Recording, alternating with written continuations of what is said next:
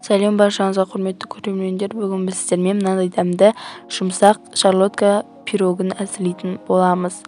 Бұл өте оңай әрі ең жеңіл рецепт. Сол себептен барлықтарыңызға пісіріп көруге, дайындап көруге кеңес беремін. Ал енді бастайық. Алдымен жұмыртқаларды жарып аламыз.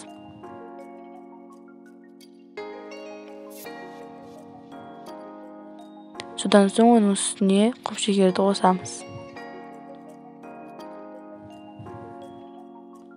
Миксерлейміз.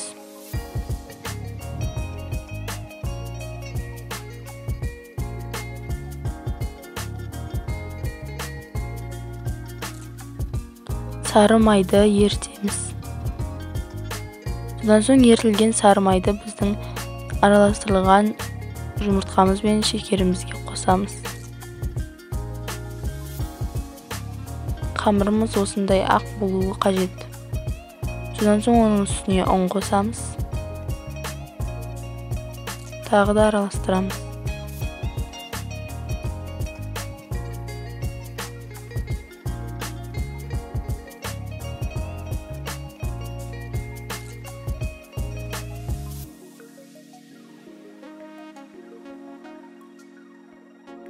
Ұнды қосып араластырып болғаннан кейін оның үстінен қопсытқышты қосамыз. Бірақ сіздер ұн мен қопсытқышты қосып екеуін бірге араластырсаңыздар болады. Содан соң алманы кесіп, оны қамырымыздың үстіне қойып шығамыз.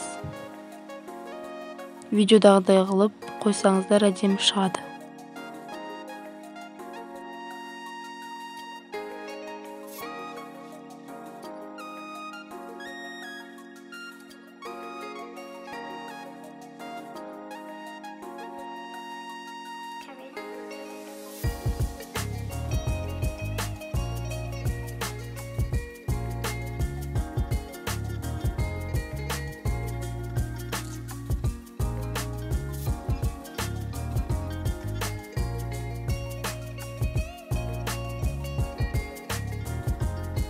Алманы қамырымызға қойып болғаннан кейін духовкаға 180 градусқа 40 минутқа саламыз.